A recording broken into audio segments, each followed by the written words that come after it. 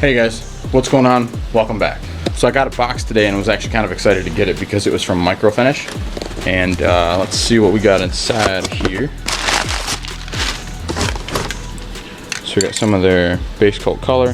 So that should be my PB5 for the electric blue. I got their can adapters, so it makes spraying easier. Receipt. 2K clear. And then their primer. So we can go ahead, get this guy scuffed down. There's not any bare metal on it. The only bare metal that I have is what's on the core support where we did some drilling and grinding, and I've already undercoated that stuff, so I'm not super concerned with trying to spray that stuff. But we're definitely going to do the top of the core support here. Once I clean all this stuff up, it should look pretty good, to be honest with you. I might do the frame horns. I'm not 100% sure yet, but we're definitely doing everything inside of here. So we're going to pull everything out. We're gonna scuff it down, clean it all up, shoot it with primer, sand it real quick, and then shoot the base and then clear, and then let that stuff get hard while we work on the motor. I did finally get a camshaft. Huge thanks to Kevin Yost for that. That's coming from Florida, from Yost Built. Those guys have a bunch of neon stuff, so I messaged them, and he said he had a car sitting outside, so he pulled it in, pulled the camshafts out of it, and then we were going back and forth because he had a bunch of camshafts that he didn't know what was what. And he just wanted to verify it, so we were trying to go back and forth on some casting numbers and verify what was what, but he ended up finding one that was the part number we're looking for, and he's got that guy coming my way, so we can use a 2-liter exhaust camshaft in the blue car here as well. And I have decided what I'm gonna do is I'm gonna keep that big head on that motor, big head. So I'm gonna keep that cylinder head on this motor because it's a +1 intake, +2 exhaust, and it's got a lot of port work done and it flows really well. But I'm going to try it out with a small camshaft. I'm going to try it with a small cam and a BWS, see how it works out. I hope it works good. I'm not going to put a bunch of boost through it. My tuner's trying to talk me into E85 because it is more forgiving when we start traveling, because I did mention that I might try and see if I can get into a Rocky Mountain Race Week next year. We'll see. It would be cool if I could take this car out. So if I could drive this car out there, compete, try the 12L class, and then drive it back home, that'd be really cool. So he's trying to convince me to go a different direction with some ethanol. Maybe we will, and we'll just take some timing out because I don't want it to be super aggressive. I was trying to do this with the stock trans. So if I get a billet input shaft in the car before we leave, then I might put ethanol on it and we'll really start leaning on it. But we'll have to play that by ear and see what happens. So it's really going to determine on what the transmission is. So if it's a fully stock gear set, it's probably going to be a conservative tune on pump gas just to make it work, see if we can go a bunch of 12Os and drive the thing home. Now if we can put it on ethanol and then try and set it up like an 11.0 car, and if it makes enough power to do it, there's a possibility we could do something in the lower 11s. I don't know if it'd be a bunch of 11.0s, but 11.2s, 11.3s would be pretty fun, considering this car on ethanol with the engine combination that it's got, because it is a 8.5 to 1 stock style piston from JE. I believe it's an 8.5 to 1. I can't remember. It might be a factory compression, which would be 8.1 to 1, so it's close enough. But it does have, like I said, it's got a ported head, +2 exhaust valve, +1 intake valves, and then we're going to use the 2-liter camshaft with a stock intake cam and adjustable cam gears. Gonna paint the block, make it look pretty, and then we'll put it in the car once everything's put together. I did hear from Matt. The turbo should be shipping today or tomorrow, hopefully. So as soon as that gets here, and as soon as that camshaft gets here, then everything should be here that I could put the motor together for this car. So yeah, actually that should be just about everything I need to put this car together. I do have this intercooler pipe that I want to mess with. I want to get rid of this sensor that's kind of just stuck in here. Like I said, it's pretty loose already actually, and that's funny. I never even messed with it before, but yeah, look at that.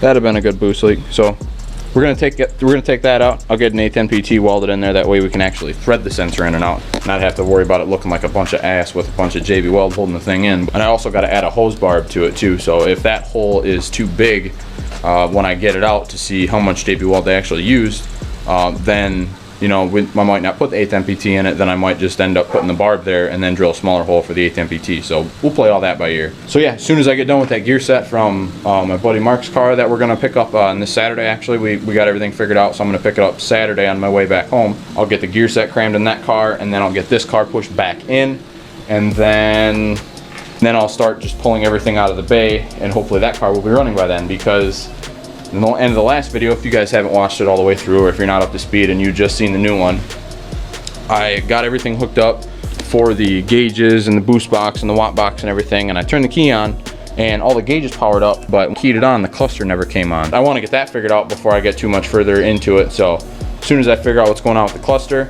then I will try to pull the fuel cell off and then see if I can get a hold of Matt and have him weld that tab on so I can finally actually mount the cell, put some fuel back in it, and see if I can start the car. And then while that's off, I'm going to double check that O-ring. If I broke it, I'll put another one on. I just won't tighten it as much, obviously. That might have been what happened, but I think I ended up taking the O-ring off just so I could spin it on and see how close it was or where everything was going to be so I could get it all made with the intentions of taking it back off. I didn't plan on just putting it together and putting fuel in it, but that's what I ended up doing, and the fuel that I did put in just leaked out on the floor. So at least I got a clean floor. So that kind of works out for that. So right now what I'm going to do, because I got the caliper rebuild kit from AutoZone, I'm going to put the caliper together for the white car, and then I'll hang the front calipers on it, and then I'll go and double check all the fittings for the rear brake lines, make sure everything is tight, and then as long as everything is tight, then I'll put some brake fluid in it, and I will open one of the rear lines, and I will start working on figuring out why the cluster won't turn on. So I'm going to try and get the brakes bleeding while we're working on that part of it, and then as soon as we get past that, we'll start moving towards actually trying to crank this guy over. So just bear with me here for a minute, guys. I'm going to stuff this caliper together, get these parts out of my way, and then we will start moving forward with trying to start the white car.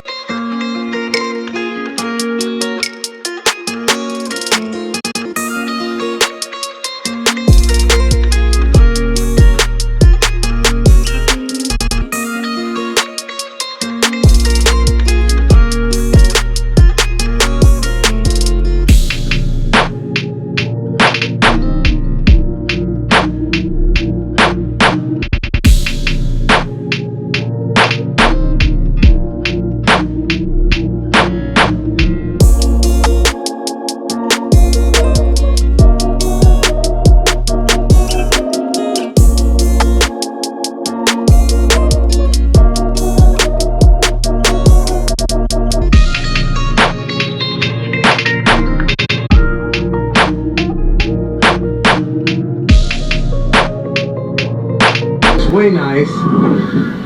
I've been over here putting pig mat over about 3 layers thick there, just to try and soak up everything that's gonna leak into there. Here we go. All right, guys. This is where it gets ugly. This is either gonna work or not. We just have to make it past the green light.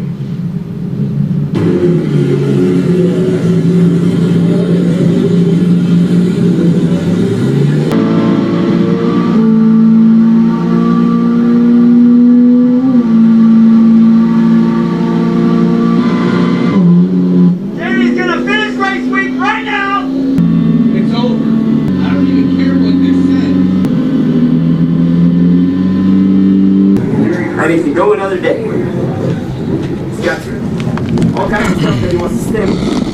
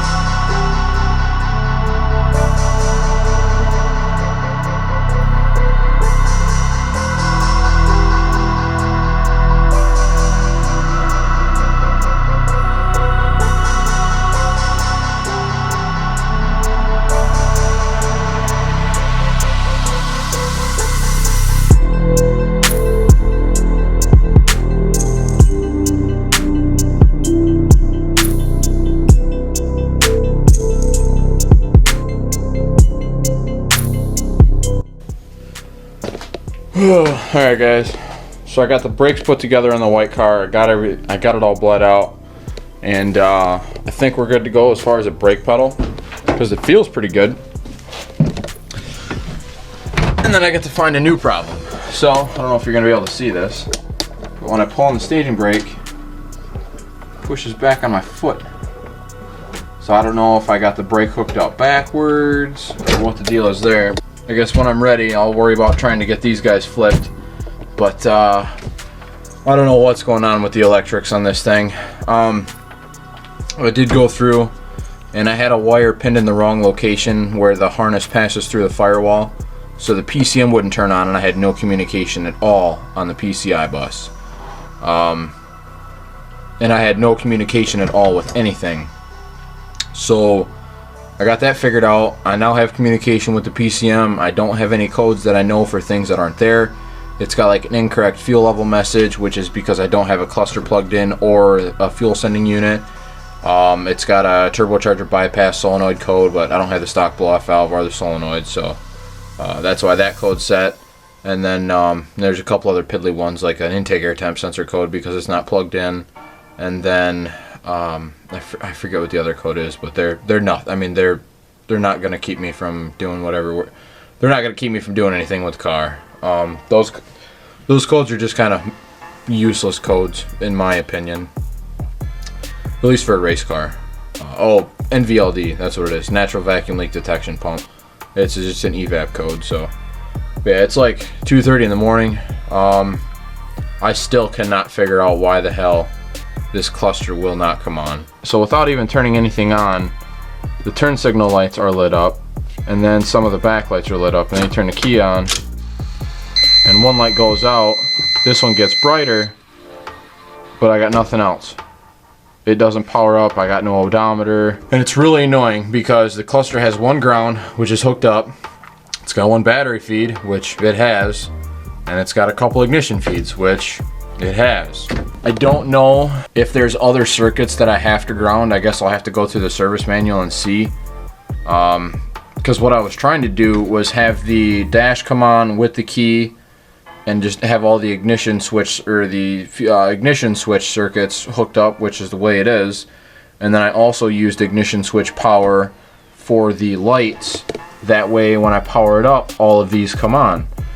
Well, for some reason I thought maybe it was something to do with that lead in the light, so I'd remove that lead from the cluster connector and it didn't make a difference. And then I thought, well, maybe the ground's holding it back. So I created my own ground and it still didn't change. I even ran it right straight to the battery with a jumper wire and it didn't make a difference. So at this point I don't think it's a ground with the ground that's in the cluster. It's got to be something where the cluster is trying to send power out on a lead that's not there, and for whatever reason it's just backfeeding and not wanting to come on. I got to try and figure this out. It's really, really frustrating. The other day I tried working with the car, you know, we got to this point and I ran into the electrical issue, but at least then I had damn Pro Sport gauges. But at least then I had no communication with the ECM at all. So I had, you know, a little bit more that I could use to try and figure it out. But now that I got that figured out and we have comm with the ECM, now I just got to figure out what the hell is going on with this cluster. I've tried a couple different clusters, so I know it's not the cluster. Like I said, I've gone through verified ignition power, verified battery power, verified ground. The bus has communication on it until I disconnect the skim, which is where the until I disconnect the skim. So I know the SCI bus is intact. It's just for whatever reason the cluster will not work for me. So I'm gonna have to go back through the schematic, see if there's any other circuits that might actually have to be grounded coming out of the cluster, and I'll get those grounds added if I can find them, and hopefully get this guy to power up, because this is really frustrating because I want to be able to at least use it for the tack. I don't care about the speedo. Water temp would be nice to have, and then fuel level, it ain't gonna matter because I don't have it anyway. But the rest of it, I mean, if I absolutely had to, I could use HP tuners for attack. I could use HP tuners for the coolant water temp. But at the same time, you know, if I'm out here racing, I'm not going to have time to just glance down with the laptop and try and find the attack. I'd have to make it like full screen to make it work. And the only thing that I would have for a shift point would be either me listening or the shift light coming on, and hopefully the shift light comes on at the right RPM. So I guess I'll just have to try and figure out what's going on with this. But once I can get that stuff figured out and I actually try to start the car and we're ready to drive it, you know, I could at least get the brakes and everything broke in. But by the time we get this guy to go to the track, I'm gonna have to figure out what's going on with this brake here, because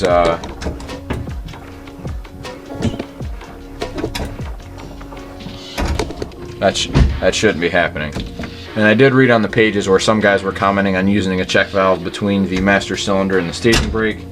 But at the same time, I'm thinking if fluid is supposed to come back this way, and you use a check valve and it don't go back forward, and it don't go back, you're just gonna lock the back tires up. So the check valve would work if I was only using this, but if I use the brake pedal and we push fluid past that check valve, I let off the brake pedal, that check valve is going to hold the fluid there. It won't come back. So I'm hoping that I did just make the mistake of hooking this brake up backwards, and that's all it is. Because if I flip this thing and it still does it, then I guess I'm going to have to try and hop online, and hopefully I can find something similar to a CNC 412 brake, because I guess those had an internal check valve to keep that from happening. But it was just something that was set up internally with it, where I don't know if this guy has it, but I assumed, being that it would be like a, but I assumed being that this is a master cylinder, that once the piston got past a certain point in the chamber, that it wouldn't push fluid pressure back. So yeah, I mean, I could push the brakes and it wants to take this guy right from me. So yeah, and then I gotta pump the brakes back up to get there.